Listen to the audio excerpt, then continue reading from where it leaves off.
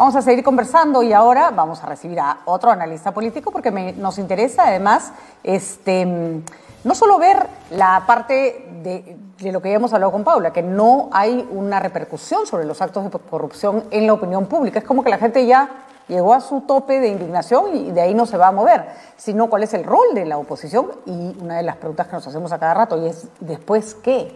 ¿Después qué va a pasar? Carlos Fernández Fontenoy, politólogo, está con nosotros y también vamos a conversar con él. Carlos, ¿cómo estás? Muy buenos días, gracias por acompañarnos. ¿Qué tal, Patricia? A los tiempos, un gusto estar nuevamente en tu programa. Así es, Carlos, gusto verte.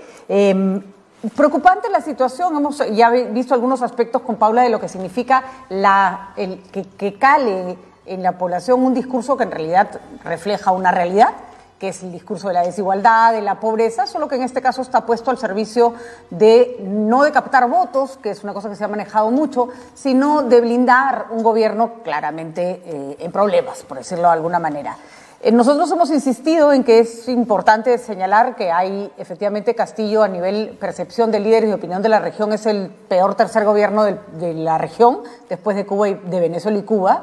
Pero hay una encuesta que no se está mirando porque, claro, los números no son alegres, que indican que el presidente Castillo no sigue bajando en su popularidad, sí las otras instituciones, y que hay un cuarto de la población, un 25% de la población que se ha recrudecido en su apoyo.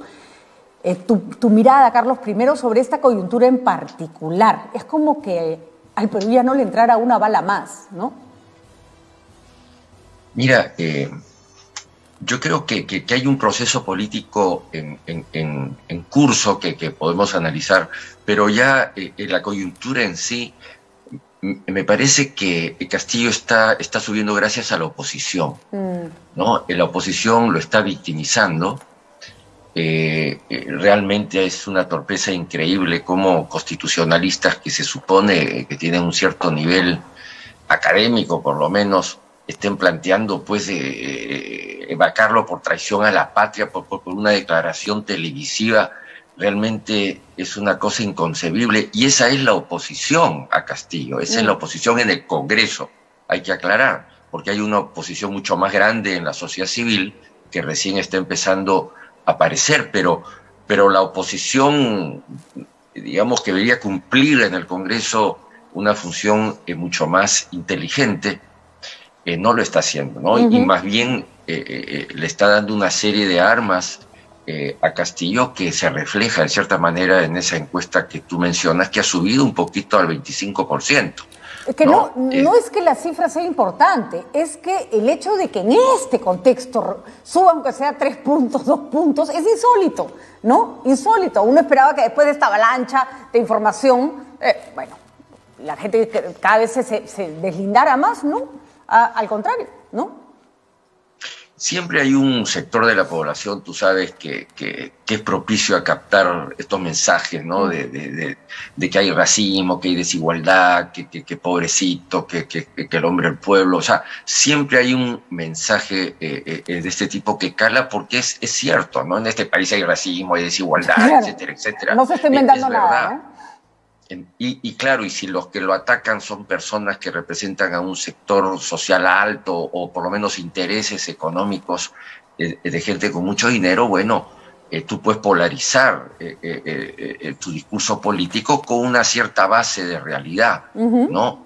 Eso es lo que está pasando, eso es lo que está pasando en esta coyuntura, ¿no? El proceso político tiene otro curso, ¿no? Y yo creo que estamos en un momento casi de avance por inercia, digamos, mientras se van procesando en la Fiscalía de la Nación las investigaciones. Yo creo que este gobierno, si cae en algún momento, va a caer por 3 razones que pueden darse, digamos, simultáneamente, o 2 de ellas, qué sé yo.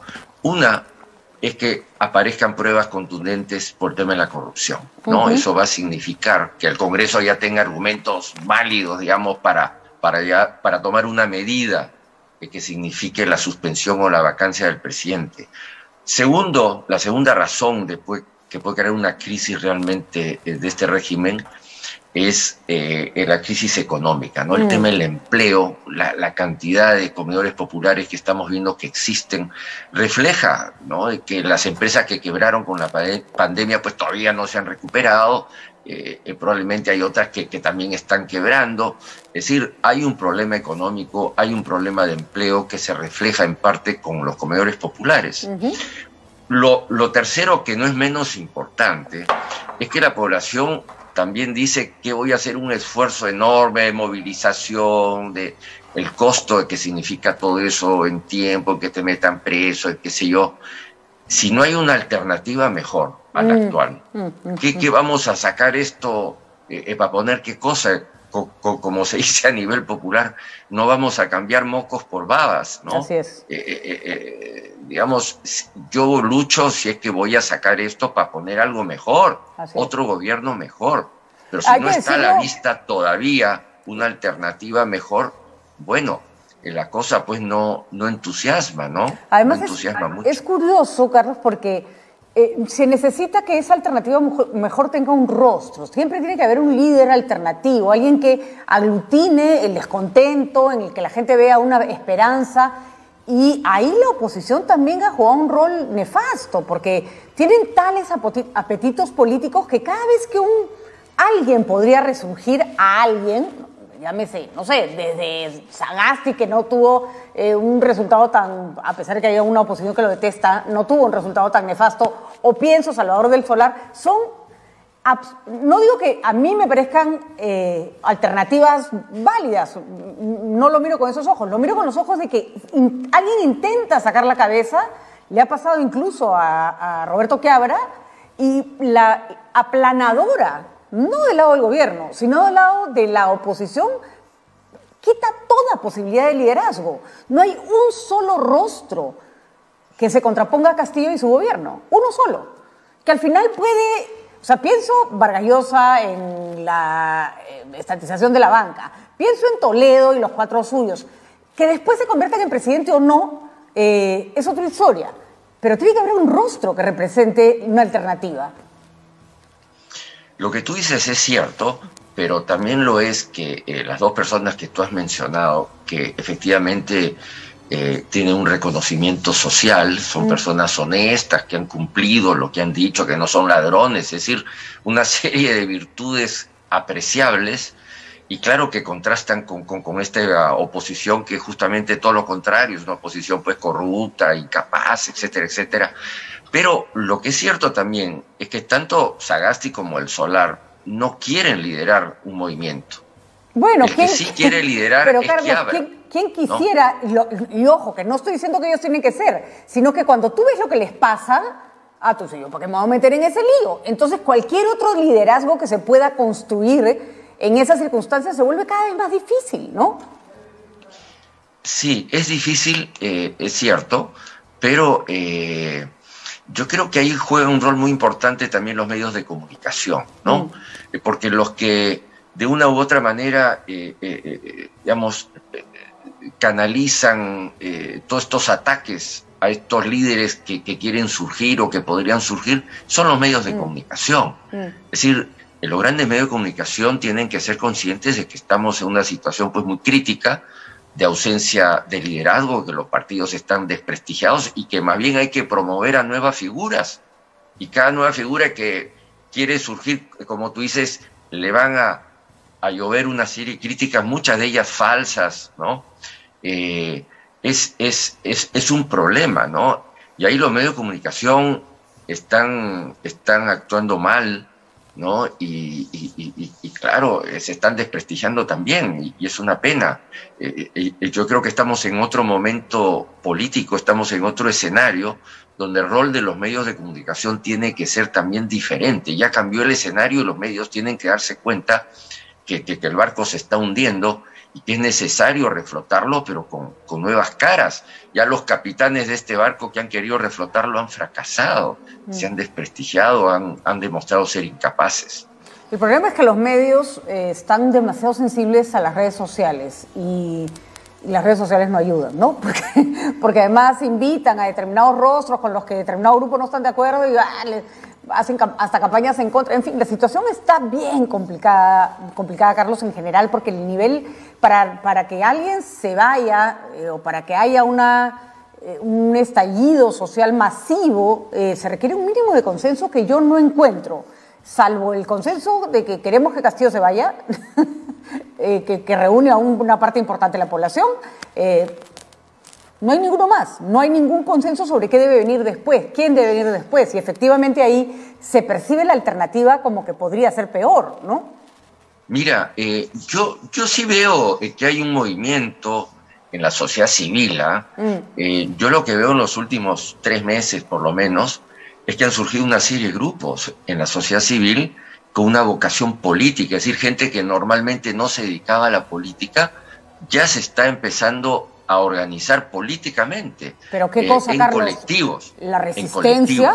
O sea, esos colectivos me parecen más nefastos, disculpe, es una opinión personal, porque están hechos sobre la base del odio contra lo que se les ponga adelante.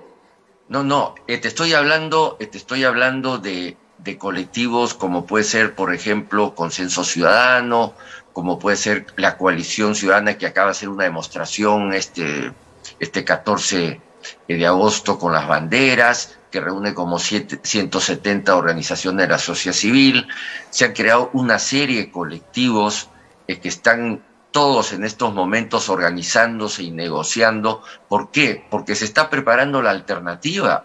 O sea, ya estamos pensando en la alternativa, caiga o no caiga este gobierno, ¿no? Hay que pensar en una alternativa política, el surgimiento de nuevos liderazgos, pero para eso tiene que crear un espacio político, es decir, organizaciones políticas donde los jóvenes puedan entrar a hacer política, puedan tener un espacio para desarrollarse, para mostrarse, para plantear sus ideas, para debatir, ¿no? Eso es lo que se está ahora tratando de crear y ya se está creando, ¿no? Ahora esto es un proceso lento, como te digo, que discurre por diversos canales que se van a ir juntando, y basta que se junten, yo creo, 2 elementos de crisis, como puede ser corrupción con crisis económica, o el surgimiento de una alternativa política más crisis económica o pruebas de corrupción. Es decir, ya los elementos disruptivos que pueden ocasionar una cierta explosión o un cambio